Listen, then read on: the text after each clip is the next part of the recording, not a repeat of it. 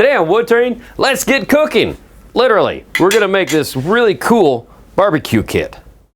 Tim's American Beauty was made by Robust Tools, America's premier lathe manufacturer. Quality hardened tool rests and live centers too. Robust. Built to turn wood. Enjoyed for a lifetime. Easy Wood Tools, best in class carbide wood turning tools. Thompson Lathe Tools, made by a wood turner, for wood turners. This is kind of a fun project. I mean, you might think a kit is something simple to do, but this is elegant and a little bit challenging. That's why I like this project, because I use Purple Heart to make these handles that hold up in all sorts of environments and outside. That's what they're meant to be. But this kit surprised the bejesus out of me. It cost me a little over 15 bucks, and I thought this is going to be cheap as all get out.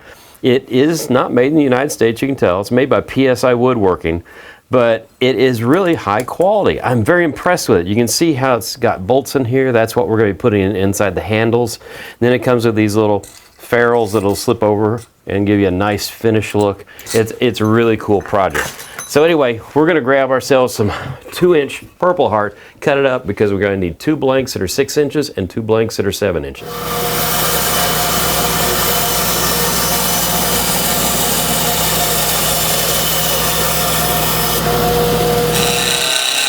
Now I've mounted the blank between centers and I'm just roughing it out.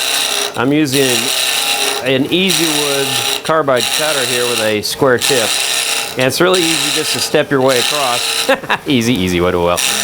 I wonder why they named it that. Anyway, as I walk my way across, my goal is I just want to round out this piece. Now this is the 7-inch handle that will go on the spatula and the fork. That looks good. I don't have to be perfectly round, I just want to get it close to round. And that's good. I got a couple little flat spots there, but that's no big deal. The whole idea is I want to round out all my blanks. This is the 6-inch blank, which would become the handles for the tongs. So put this in here, and by the magic of video and being lazy, I've already gone ahead and turned the 2 handles so you can see what they look like. So on the handles that go on the fork and on the spatula, they have a hole in this end, no hole on this end, but there's a tenon on each side, and those tenons are to receive these little caps. And so it's really interesting procedure to do that because you got to be very, very accurate. Now on the handles on the tongs, you have to have a hole on this side for the tong part, and you have to have a hole on this side for the U-shaped thing that combines the 2 tongs together. So I'm going to get this blank rounded out, and then we're going to turn those around. I'll show you how we drill them. Now we want to drill holes in the ends of the handles, right? Well, how do you hold these? I've got my Easy Wood chuck here, and I'm going to take this cylinder and put it in like so. I'm going to close it to where I have a little bit of flexibility, right? Then I'm going to bring up my tailstock, and I like the live center that Robust makes. Brian, can you see this better? Because that's a little far away. See the tip in here and see the hole, and this moves? I just want to take this up, get that to go in there. Robust makes a nice live center. I really like it. So I'm going to just gently put that in there. I'm not putting a lot of pressure on it. I just want to make sure it's centered. So when I come back to here now and I tighten this, I've tightened the blank in here, and now I'm completely in line. So it's not crooked. So now it's going to be very easy for me to come here and drill a hole down the center. Now they say to use an 11/32 inch bit to go in here and drill a hole, and that will receive all the parts. Well, I found out that it's kind of a guess, so I have to wall that hole out a little bit later probably to get it exactly right. But for right now, this will get done what we need to do. So I just want to go 2.5 inches deep in this, and then we'll do the other blank and drill a hole in both ends of it. Okay, so now we have, this is the handle for the tongs, hole on either end, right? Can't see through because I didn't go that far in. But anyway, how do you hold this thing so where you can do all the work you need to do? Well, they recommend that you use a wine stopper holder, which is a cool system. It has a thread on there, so you can actually thread this onto here and it holds it really well. But it's a pain to thread on and off. So what I'm going to use is a little thing, if I remember the right name, it's called a step drive center. So this goes into the headstock end, and so this turns. It's really cool. But it's got different steps on it, right? So different holes will fit. It'll always center up whatever you have with a hole. Really cool technique, really cool thing. So I can put this on here, hold it like that, and then I mentioned the robust live center, why I like it. You can also put a cone on it, which is really cool. And then that cone, that tip, when it goes into here right there, it will center up on the hole itself too. So now we're perfectly centered. Turn that on so you can see it. No wobble, no nothing. That is great. So the thing we want to do right now is we want to start making the tenons. Now we're going to take the little end caps and a pencil. So let's make this the big end that we're going to put the big tenon on. You see this little slot right here? Well, you want to have this slot proud of this side, so we'll make a mark right here. So that's going to be one line. I think someone's calling Brian. Is it a fan? No, just a friend. Just a friend? Oh, what's her name? Anyway, so on this end we see that gap there. So I want to come up to here, I'll make this mark here like so. So we're going to simply reinforce those really quick. Just turn this on. So there, now we have our marks. So I want to take the Easy Wood tool again. I love the carbide on this. And I already have the diameter on the inside of this tenon right here, okay? So we're just going to go ahead and start making the tenon that fits onto that. And almost like a bead, you want to sneak up on this because you can't put wood back on. So I'm going to bring the speed way up since it's spindle turning and it's small. I'm just go in like so. Eat a little bit of dust. So I'm coming in. Okay, I'm just eyeing this in, so we're going to take this up here now, and we're going to come in here. So we got a little shelf for the caliper to ride on. There we go. Now, all I want to do is stop the camera from shaking, turn this off, because I want to test fit this really quickly. Because, let's see here. Oh, that's nice. Doesn't even want to come off, see? So I'm perfect. I'm going to finish this tenon out, and then we're going to do the exact same thing on the other end to do the small tenon for this one.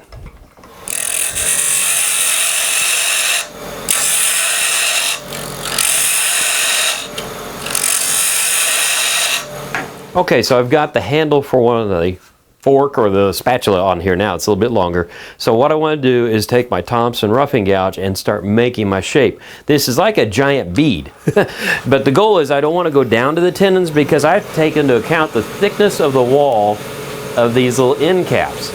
I want the wood to match up with the edge of it and not go below it because then you'll feel a bump, and I don't want to be too proud of it or you feel a bigger bump. And so the issue with that is that you have to go really carefully and use some good technique. So right now I'm just going to reestablish this, and I'm going to start making, this is the large end, and I'm going to taper it down to here. Should just take a couple of minutes.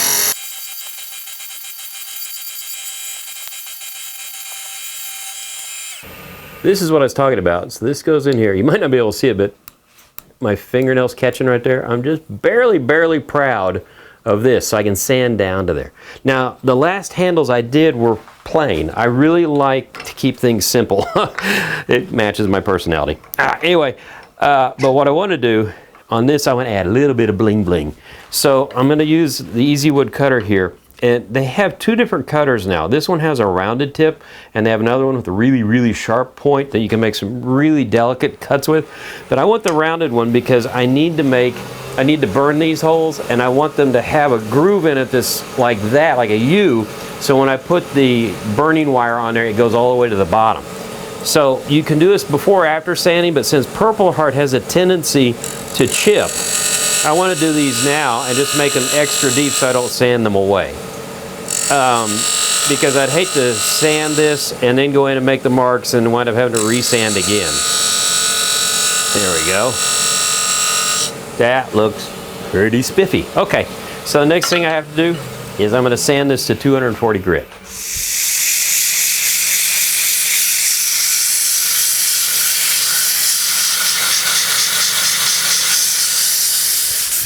Now I've sanded all the way to 240 grit, but I'm going in line with the grain now by hand because you'll get swirl marks occasionally. If you just sand this way, it'll put rings around it. So I just want to make sure I take out any of those marks. And now, Don't get you dusty there.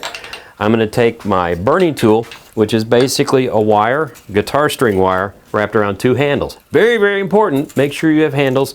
Never do this. You will lose that finger in a heartbeat if something goes wrong. The other thing I like to do is I like to bring this from the bottom up, because I don't want to push down from the top, because if something goes, I fall into the lathe and into the moving components. So I'm just going to bring this up here. Woohoo! That makes a great smell. So we'll come back here. Now we're burned. Probably what I need to do. It's a great smell. I just want to take the sandpaper really quick and just kind of clean up the little overage on the burn there. So now it doesn't have a stain on it. Doesn't that look cool? Okay, now time for a test fit. Ain't gonna fit. Purple Heart is really, really hard wood, and I don't think I can get this to thread in there. So what I've found out is I have to go up 2 sizes in drill bits here. And I'm just gonna take this, hold it by hand, and just feed it in. And it just takes off just enough wood that then this fits in here a whole lot easier. You can see now it screws in. So I'm gonna do that to the rest of these, and then we'll be ready to start assembling.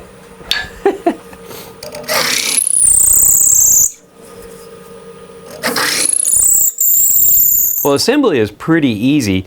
You have your threaded rods that go up in the holes. You have your little ferrules or caps you were working with. And so I have this one already in on here. This one actually is a little loose, so it slides on, but that's okay. Usually I have to screw them on. That's why I have this glove on, so I get a little more grip on it. But anyway, so those go on. I'm going to use an epoxy to glue all this stuff in. But there we have our tongs touching. That looks good. Our marks look really good. Here are our spatula and our fork. They look good too. We're going to glue them together. And then this is what they'll look like after we put a finish on them. They're just gorgeous. So anyway, that is how you make a barbecue kit with Purple Heart handles. So until the next time on Wood Turning, keep turning. Tim's American Beauty was made by Robust Tools, America's premier lathe manufacturer. Quality hardened tool rests and live centers too. Robust. Built to turn wood, enjoyed for a lifetime. Easy Wood Tools, best in class carbide wood turning tools. Thompson lathe tools, made by a woodturner for woodturners.